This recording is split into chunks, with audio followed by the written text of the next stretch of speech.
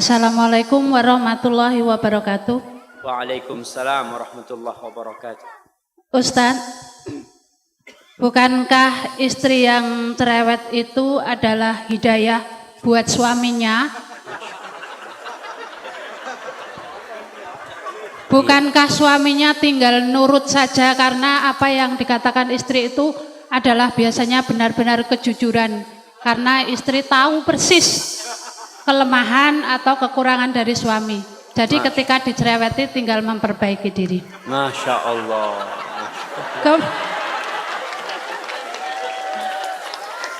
Kemudian kadang-kadang bukan istri yang tidak atau kurang bersyukur, tetapi suami itu senang dipuji.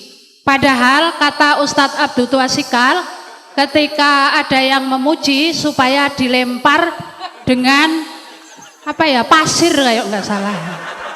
Apakah seorang istri juga karena suami butuh dipuji, apakah boleh memuji, dan bukankah pujian itu juga merampas haknya Allah bagi para suami yang senang-senang dipuji itu? Masya Allah. Kemudian Berapa pertanyaannya Ustaz? Ustadz, dolim itu boleh dibalas dengan dolim kan? Kalau suami mecah piring, bolehkah istri juga memecahkan piring? Masya Allah. Iya.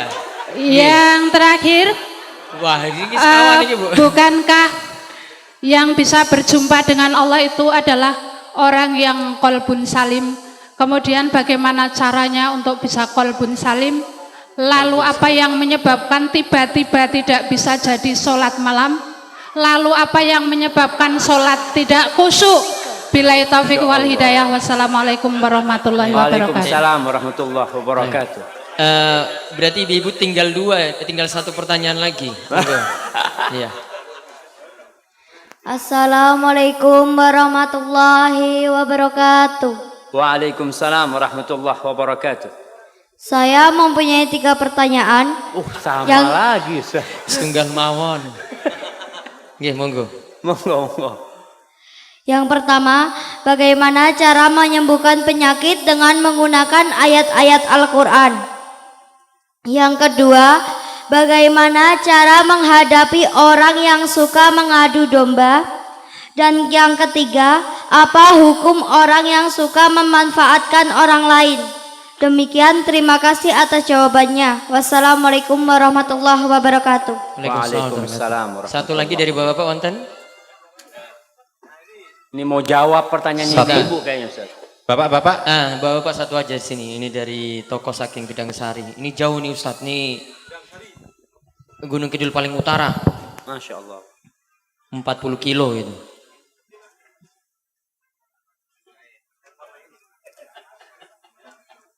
Oke, setunggal mawon Pak. Diringkes. Ustaz. Nggih. Assalamualaikum warahmatullahi wabarakatuh. Nggih, waalaikumsalam warahmatullahi wabarakatuh.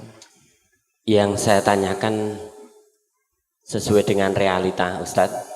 Rumah tangga itu biasanya yang mencuci, yang memasak itu perempuan. Tetapi di rumah tangga saya dan dekat saya itu kok malah terbalik. Bukannya saya mencari menang, saya maafnya sudah 1000 maaf. Kemudian yang masak juga saya, yang nyuci juga saya. Istri cuma kebagian nyeteli katok. Itu aja kok belum bisa sakinah mawadah warahmah. Bagaimana Ustadz cara yang harus saya tempuh? Assalamualaikum warahmatullahi wabarakatuh. Baik, sampun nggih. Sampun.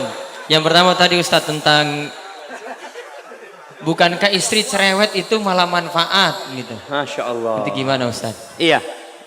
Iya, pertanyaan yang sangat indah sekali ya, karena memang salah satu yang menyebabkan kesalahan itu berulang kali terjadi karena kita beranggapan itu tidak salah.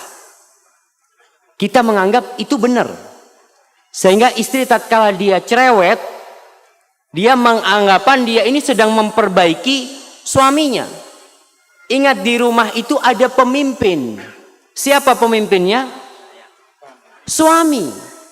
Allah mengangkat suami sebagai pemimpin. Ar-rijalu qawwamuna 'alan nisa bima faddalallahu ba'dahum 'ala ba'din wa bima anfaqu min amwalihim.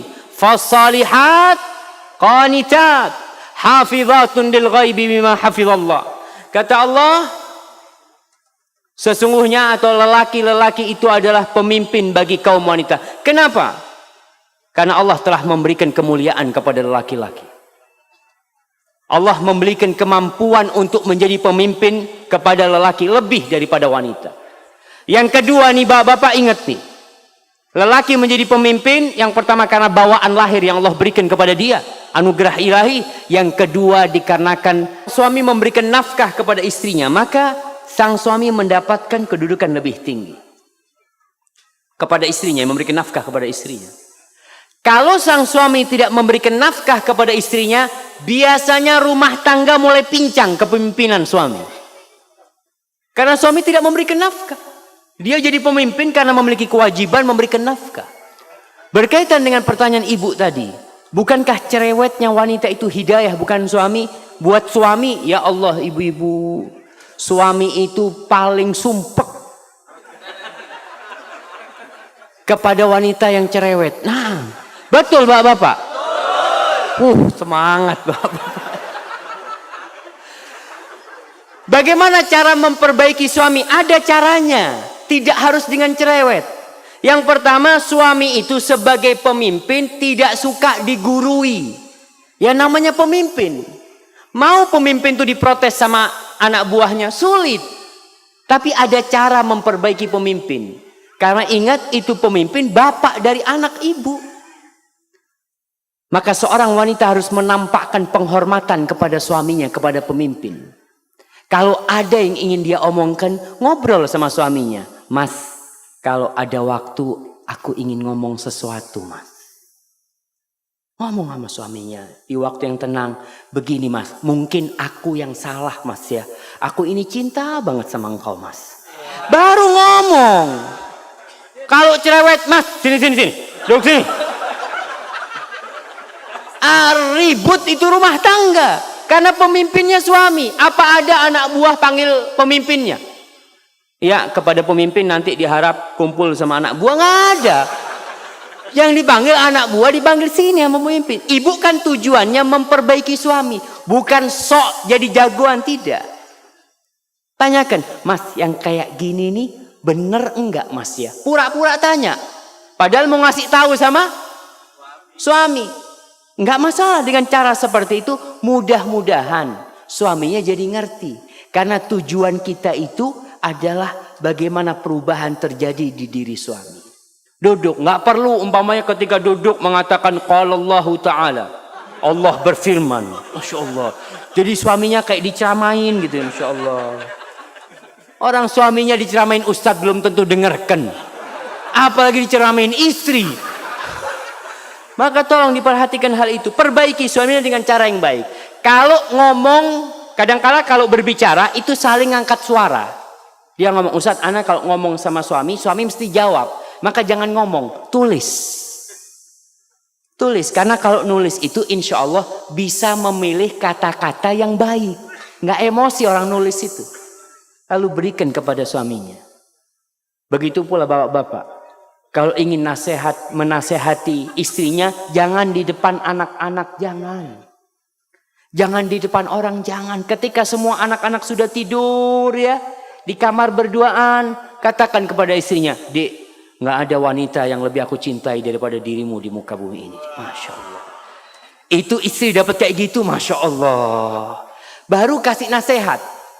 Tapi kalau ngasih nasihat, Dek, aku benci sama engkau. Allahu Akbar. Yang kedua tadi langsung terjadi piring yang saling pecah. Baik Ustaz. Mungkin seperti itu. Kalau ingin memperbaiki suaminya. Karena wanita ini yang solehah adalah yang tunduk dan taat kepada suaminya. Taat sama suaminya. Hadza wallahu a'lam bishawab. Dan wanita yang taat itu insya Allah akan menjadi penghuni surga Allah Subhanahu wa ta'ala.